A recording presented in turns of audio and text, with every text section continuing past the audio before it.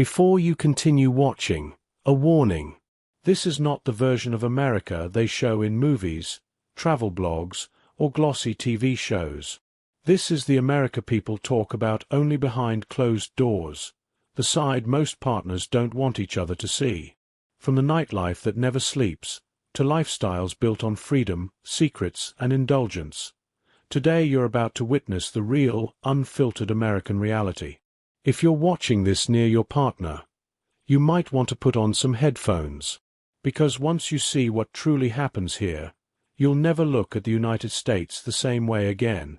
The hidden side of American nightlife. When night falls in the United States, the country doesn't simply dim its lights, it transforms. American nightlife reveals a hidden world where extravagance, eccentricity, and unpredictability blend into a single vibrant pulse. In cities from New York to Las Vegas, the darkness becomes a playground for reinvention, indulgence, and discovery. Neon signs flicker like electric invitations, pulling you into streets where the ordinary rules of daytime life quietly dissolve.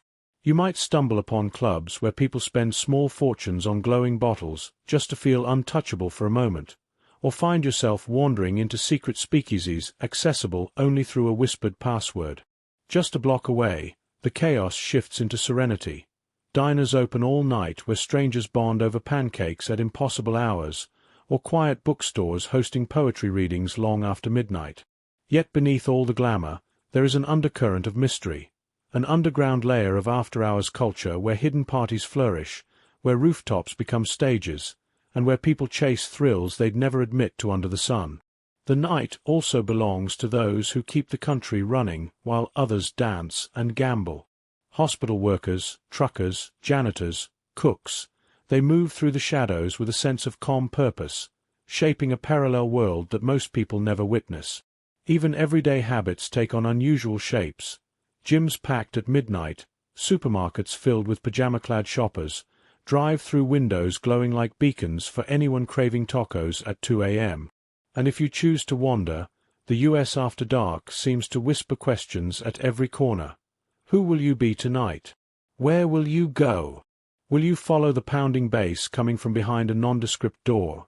Or will you drift toward a neon-lit diner where the coffee tastes like comfort and the conversations feel like confessions? In this nocturnal landscape, the unexpected is the norm, and every street hides a story.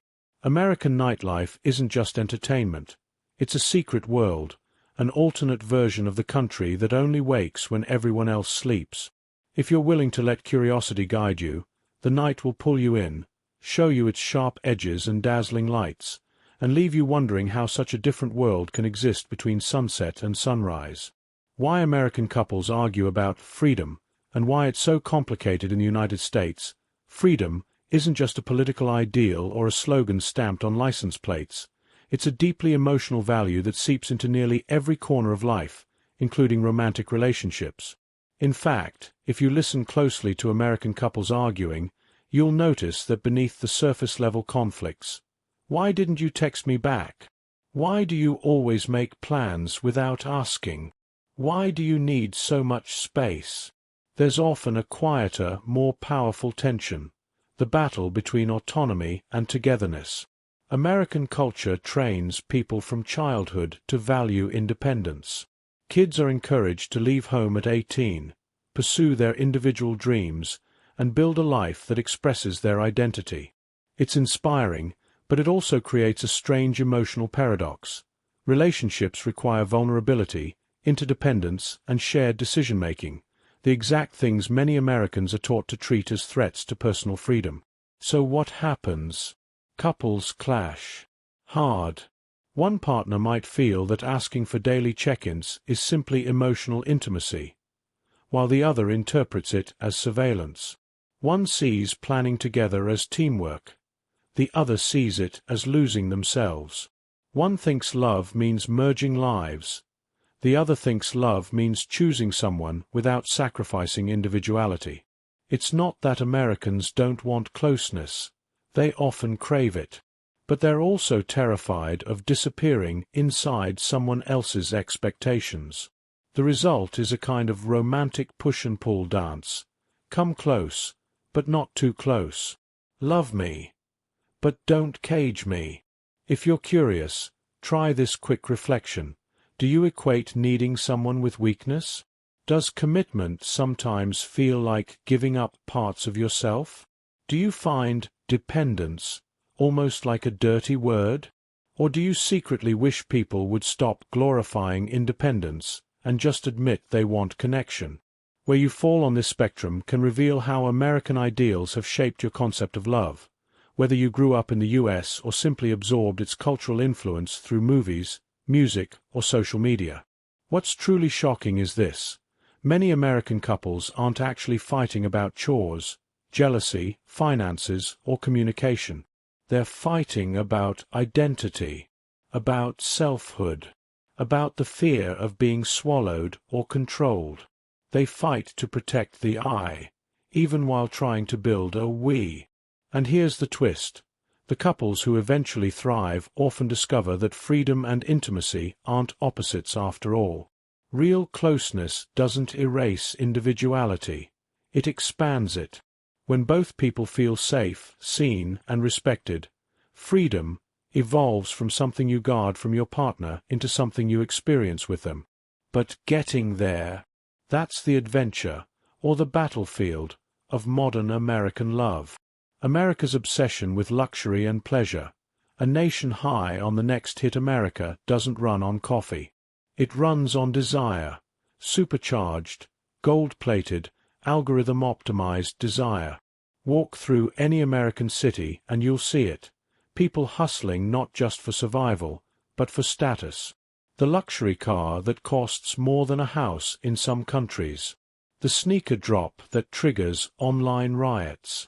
The treat-yourself culture that says every minor inconvenience deserves a $12 dessert and a weekend getaway. And maybe you can feel it in yourself too, that tiny tug of want when you scroll through an influencer's penthouse morning routine. America has turned spending into a national sport. The gospel of more in a country where buying is practically a patriotic duty. Consumption becomes identity. You're not just someone who drinks coffee. You're a cold brew person, extra sweet. Foam.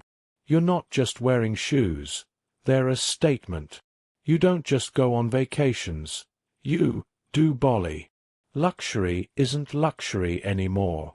It's a lifestyle, a performance, and above all, a promise. If you buy enough, you will finally feel enough. Spoiler. That promise is a lie. Pleasure as currency, but the obsession goes deeper than objects. It's about pleasure. Fast, constant, curated pleasure. In America, discomfort is treated like a malfunction. Everything must be easier, quicker, smoother. One-click shopping. 10-second videos. Same-day delivery. Instant validation. Americans have become connoisseurs of dopamine. And companies, expert dealers. Is it any wonder life feels like an endless chase? The moment you get the thing you wanted, you're already craving the next one, the next upgrade, the next exclusive, the next viral experience worth bragging about. The paradox of the full yet empty life. What's wild, shocking actually, is that in a country overflowing with stuff, so many people feel hollow. Homes are full. Hearts aren't. Possessions pile up. Anxiety numbers rise. Debt becomes a quiet roommate. It's almost poetic. America has everything, yet never enough. Interactive moment. What if you stopped? Pause for a second. Imagine, just for a day, you reject the constant pressure to want more. What would disappear from your life? What would appear? Would you feel bored, relieved, uncomfortable, or strangely peaceful? The status war nobody wins in the end. The obsession with luxury and pleasure is a cultural treadmill.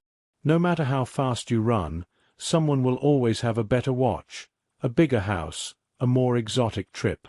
America teaches its citizens to measure their worth against the unreachable. The result? A nation where even the winners feel like losers. The secret everyone knows, but ignores. Deep down, every American knows the truth. Luxury doesn't buy happiness, only distraction.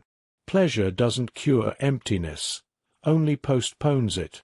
But the chase continues because the alternative, slowing down, looking inward, and confronting what actually hurts, is far more terrifying than another shopping spree. Final thought: America isn't addicted to luxury because it's glamorous. It's addicted because it's easy, because it fills the silence, because it numbs the ache, because it tricks people into believing they're living the dream, even when the dream is quietly draining them.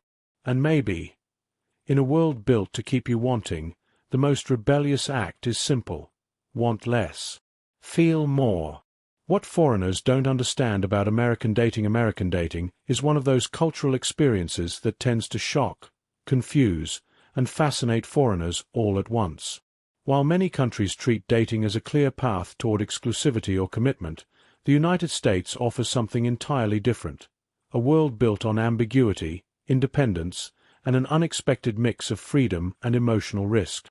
To outsiders, it feels like trying to read a book where the chapters keep rearranging themselves. One of the biggest surprises is the concept of casual dating. In many cultures, going on a few dates with someone already implies exclusivity. In the U.S., however, people can date multiple individuals at the same time without it being considered wrong or disrespectful, unless a specific conversation establishes exclusivity. This leads to the infamous moment that terrifies both Americans and foreigners alike: the "what are we?" talk. In the United States, relationships are not defined by behavior, affection, or time spent together, but by explicit verbal agreement. You can go on dates, share intimate moments, meet each other's friends, and still not be a couple. To many visitors, this is nothing short of unbelievable. Adding to the confusion is the absolute dominance of dating apps. While flirting in cafes or getting introduced by friends still happens, it's no longer the norm. Instead, Americans rely on apps as the primary gateway to romance. Swiping becomes a habit, chatting becomes a sport, and disappearing mid-conversation, ghosting, becomes almost expected. For foreigners accustomed to more organic encounters, the app-centric approach can feel impersonal or even superficial. But for Americans, it represents comfort, safety, and the ability to maintain control over social interactions. Another shock is how strongly Americans value independence, even within relationships. Many visitors interpret this as emotional distance, but it's deeply tied to U.S. culture. People are raised to prioritize personal goals, individual growth, and self-sufficiency. That mindset spills into dating. No assumptions, no pressure, no rushing. This independence also dissolves traditional roles. Anyone can ask someone out, anyone can initiate a kiss, and anyone can pay the bill. To some foreigners, this feels refreshingly modern. To others, it feels chaotic and directionless. And then there's the linguistic confusion. Americans use terms like dating, seeing someone, talking, hanging out, and exclusive, each with its own subtle meaning. To someone unfamiliar with the culture, these phrases sound interchangeable, yet they carry drastically different implications. You might think two people are clearly in a relationship, until one casually mentions, "We're not actually dating." Overall, American dating is a blend of freedom, uncertainty, exploration, and emotional negotiation. It shocks foreigners because it breaks many global expectations about romance. But it also intrigues them, because beneath all the confusion lies a unique cultural approach, one that prioritizes choice, personal identity, and the slow, sometimes nerve-wracking process of defining relationships on your own terms. Why privacy matters more than romance in the United States. In the United States, love may be a cultural obsession, but privacy is the true national love language. It whispers through closed bedroom doors, locked phones, separate bank accounts, and the unspoken rule that even couples need their own orbit. At first glance, this sounds contradictory. How can intimacy thrive where distance is sacred? But if you look closer, you see something fascinating. Americans don't treat privacy as the opposite of love. They treat it as one of love's conditions. The paradox. Closeness built on distance. Walk through any American neighborhood, and you'll notice the architecture of privacy. High fences, individual rooms for every family member, and houses so spaced apart they could each have their own zip code. This physical design mirrors the emotional architecture of American relationships. While some cultures assume partnership means merging identities, the U.S. frames romance in terms of two independent individuals, choosing, voluntarily, to overlap, not fuse, not dissolve, not surrender, just overlap. And that's where the shock comes in for many outsiders. Americans can be deeply romantic while fiercely protective of their personal space. My space is not rebellion, it's respect. In American culture, private life isn't a threat to the relationship. It's a necessary container that keeps the relationship healthy. Want a locked door during a Zoom call? Totally reasonable. Prefer to keep certain friendships separate from your partner? Normal.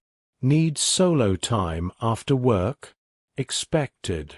Have a separate bank account? Not only accepted, often recommended by financial advisors. In fact, for many Americans, privacy is not secrecy. Secrecy hides. Privacy protects. And what it protects is the individual self, the part of you that exists beyond romance, beyond partnership, beyond us. The shock.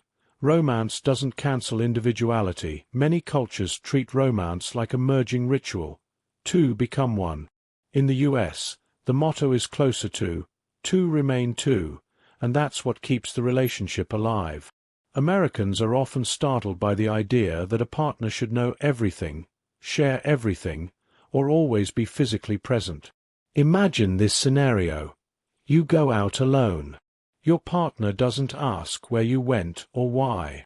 To some people, this sounds suspicious. To many Americans, it sounds like trust. Even marriage doesn't erase the boundary line. It simply makes it more flexible. The economic factor. Privacy as independence. Let's be honest. Privacy isn't just emotional. It's economic. The U.S. is a society where losing independence can mean losing your financial security, your autonomy, your future options, so privacy becomes a survival skill, not merely a preference.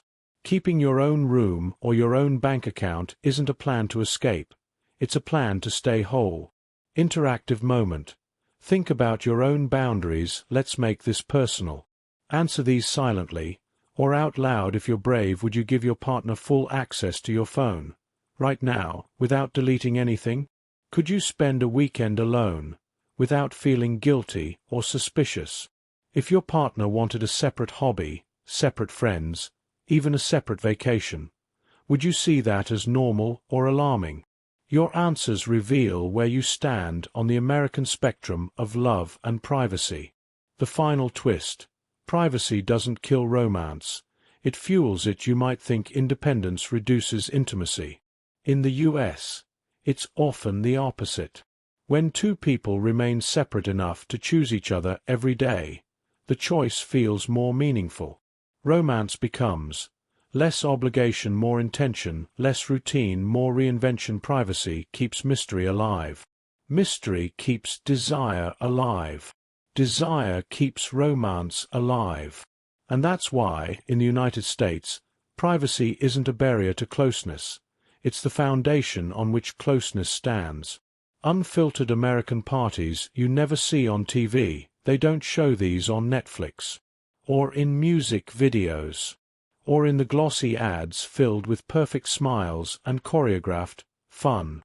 No, real American parties, the ones hidden behind backyard fences, warehouse doors, desert highways, and basement staircases, are a whole different universe. Picture this. a cracked neon sign humming above a half-abandoned bowling alley.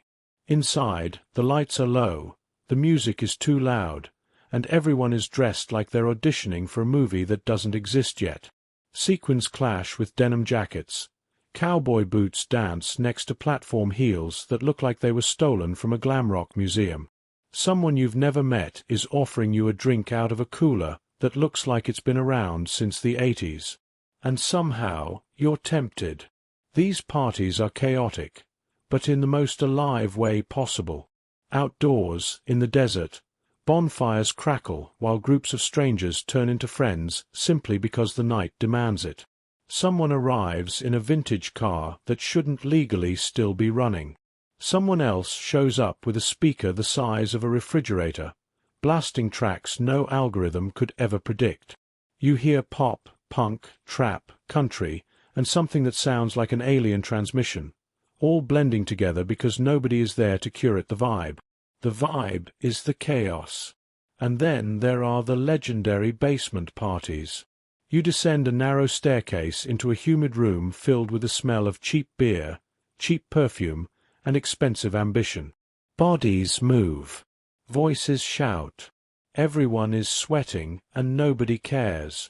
The walls shake. A DIY DJ booth, 2 tables, a laptop, and a light bulb commands the room like a king on a cardboard throne. You look around and think, this is messy. This is insane. This is unforgettable. Here's the fun part. Imagine you've just stepped into one of these parties. The door closes behind you. The music hits. The crowd turns for a moment, curious, inviting. Who are you at this secret party? The observer? The dancer? The risk-taker? The one who came for the story? Because that's what these unfiltered American parties really are. Stories. Stories too loud, too wild, too human to ever be televised. Stories that smell like smoke and freedom. Stories that you remember the next morning not because you took pictures, you probably didn't, but because they hit you in that primal way that reminds you you're alive. If you were in a party like this right now, what would you do first? How Americans spend money like there's no tomorrow. Picture this. It's 2 a.m., and someone somewhere in the U.S. is half asleep, scrolling through their phone, adding things to a cart they don't remember wanting, and definitely don't need. A sweater for the dog. A mini waffle maker shaped like hearts. A self-care subscription box that will arrive every month until 2047 if the person forgets to cancel. Click. Done. Another tiny financial decision tossed into the giant pile of impulsive spending that defines modern American consumer culture. The United States has perfected the art of buying first and thinking later. Credit cards, those tiny pieces of plastic that feel weightless but carry the power to destroy budgets, are easier to get than ever, and they make spending money feel less like losing something and more like playing a game. After all, you're not giving away cash, you're just tapping a card.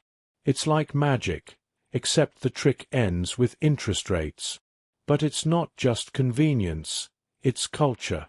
The American economy depends on consumption. Ads follow you everywhere, in your pocket, on your TV, plastered on your feeds, whispered into your ears as you walk into stores. Sale. Final hours. Last chance. Even the concept of retail therapy has been normalized to the point that emotional spending feels like a legitimate coping mechanism. Sad. Buy something. Stressed. Buy two. Celebrating. Treat yourself. And if you're bored, Target is open. There's also the unspoken pressure to keep up. The car in the driveway, the phone in your hand, the clothes you wear, the vacations you take. They're not just things, they're status symbols. Americans often spend not for utility, but for identity. You don't just buy a water bottle. You buy a Stanley Cup because everyone else at the gym has one. You don't just buy coffee. You buy Starbucks, so the cup becomes part of the outfit. And here's the shocking part. Many people know they shouldn't be spending this way, and yet they can't stop. Why? Because the entire system is built to push them toward, yes, one-click checkout, buy now, pay later, flash deals, limited drops, algorithms that study your desires better than you know them yourself. Companies don't want your money, they want your impulses. Now think about this. What was the last thing you bought impulsively? A snack? A gadget? A piece of clothing? Did you really want it, or did it just happen? The average American carries thousands of dollars in credit card debt. Many don't have emergency savings, but they do have subscription services they forgot existed. Financial literacy often takes a back seat to convenience, habits, and social pressure. This isn't just spending. It's survival in a system designed to make overspending feel natural. And the most unsettling part? We don't always notice it happening. We buy, we click, we tap, and the cycle continues. So next time you're about to buy something, just because, pause. Ask yourself, do I want this? Or was I told to want it? The answer might surprise you. The double life. What Americans do when they're alone, when the door clicks shut and no one else is watching, an entirely different America awakens. One built on late-night rituals, bizarre comforts, and hobbies people rarely admit to.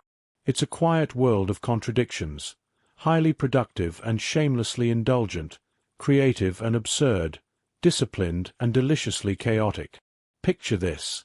An American comes home from work, promising themselves a responsible night. 30 minutes later, they're in pajamas they swore they'd throw out in 2016, elbow deep in a family-sized bag of chips, watching conspiracy videos about squirrels running the suburbs. And you know what?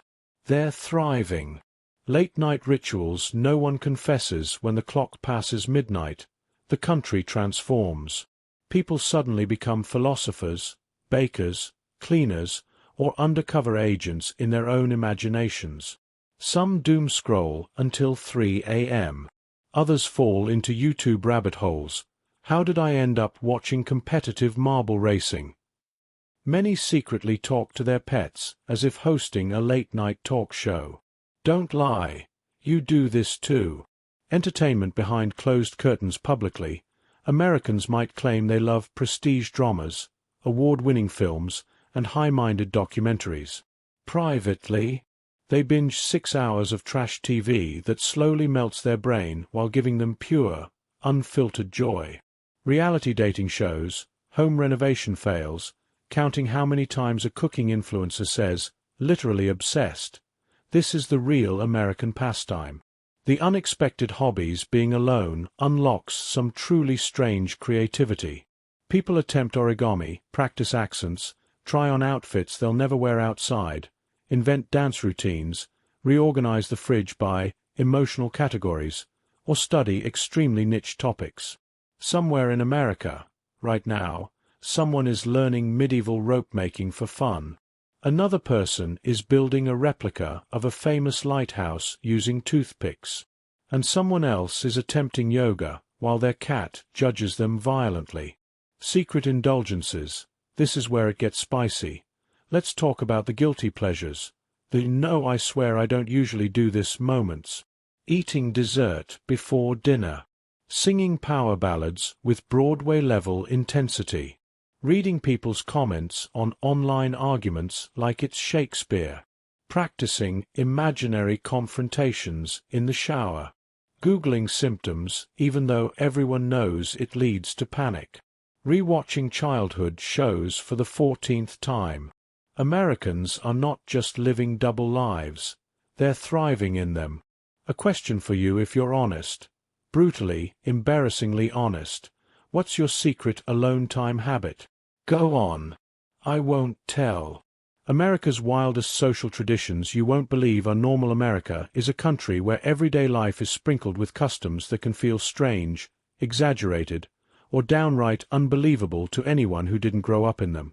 From the secretive world of fraternities to the unwritten rules of tipping culture, from open houses that invite complete strangers into your home to the fierce celebration of extreme self-expression, the United States is a social laboratory where normal can look surprisingly wild. Fraternities, for example, function almost like miniature kingdoms run by college students. They have symbolic Greek letter names, insider rituals, loyalty hierarchies, and themed parties that range from absurd to legendary. To outsiders, these groups can feel like exclusive secret societies that mix networking, identity, chaos, and childhood nostalgia into a lifestyle that is both fascinating and puzzling. Then there is tipping culture, one of America's most confusing and controversial traditions. Instead of simply paying workers a consistent wage, the system depends heavily on customers' generosity, guilt, or sense of social obligation. A simple cup of coffee can come with a digital tablet that flashes tipping options so aggressively that even seasoned Americans feel pressured. Visitors often wonder why society tolerates such a burdensome system, while Americans swipe their cards and move on as if this were the most natural thing in the world. Open houses also showcase a uniquely American comfort with community, or intrusion, depending on your perspective. When selling a home, many Americans open their doors to anyone who feels like walking through the living room, exploring the bedroom, or examining the backyard. The idea is convenience, but the result is a parade of strangers wandering through intimate spaces, commenting on decor, closets, and countertops as though they were strolling through a museum. And then there is extreme self-expression, perhaps the most iconic of all American social behaviors. Individuality is not just encouraged, it is celebrated loudly, publicly, and creatively. People use bumper stickers to broadcast their beliefs, hairstyles to declare their mood, yard signs to express their identity, and clothing to send messages that range from funny to fiercely political. The U.S. embraces a level of expressive freedom that can feel electrifying or overwhelming depending on where you stand. These traditions, wild as they may seem, reveal something essential about America. It is a culture built on spectacle, individuality, and a constant negotiation between personal freedom and social chaos. What shocks visitors is often what Americans find comforting, and what seems exaggerated to some feels simply honest to others. In a country where the dramatic becomes normal and the normal becomes dramatic, these traditions are more than quirks. They are part of the pulse that keeps American society endlessly intriguing.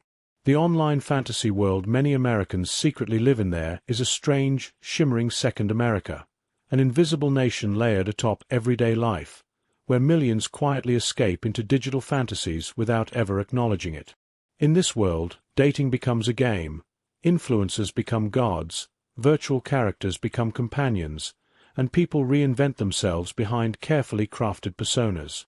It is a world that feels safer, cleaner, softer, and far more controllable than the messy reality outside the screen, and a world that many Americans secretly prefer.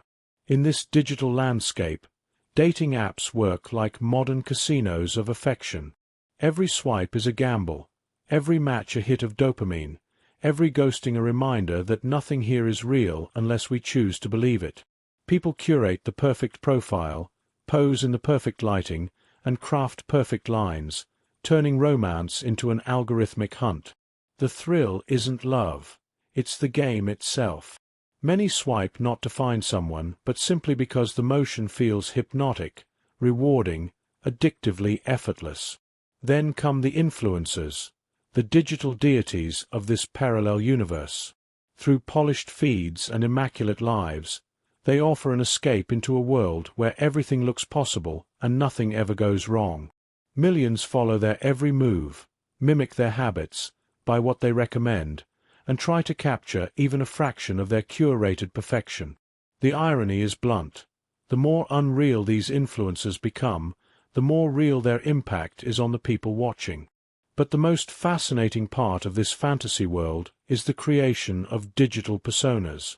Everyone has two versions of themselves now. The offline self, flawed and human, and the online self, refined and endlessly optimized. Over time, Many start identifying more with this avatar than with their real identity. Why? Because the digital version never ages, never embarrasses itself, never fails, and always knows how to present the best angle. It becomes a mask, yet one worn with pride. As technology evolves, virtual characters and AI companions step into the spotlight. They don't judge, disappoint, or leave. They provide comfort on demand, affection without risk, validation without effort. For some, these virtual beings offer a safer emotional connection than anything in real life. And while it sounds futuristic, it is already happening. People bonding more deeply with fictional personalities than with their own family members. This entire ecosystem, dating apps, influencers, virtual characters, manufactured personas, feeds into a powerful form of escapism. It has become the quiet new normal, a refuge from anxiety, loneliness, uncertainty, and the exhausting demands of modern life. People slip into this fantasy realm not because they want to flee reality permanently, but because reality no longer feels enough. And the most shocking part? Many don't even realize they've crossed over. So the question hangs in the air, unsettling but honest. Do you live more in your physical world, or your digital one? Are you presenting your true self, or the character you've built? Are you connecting with real people, or with their curated avatars? In today's America, the line between reality and fantasy has grown so thin it takes almost nothing to slip through it. And perhaps, without even noticing, you already have.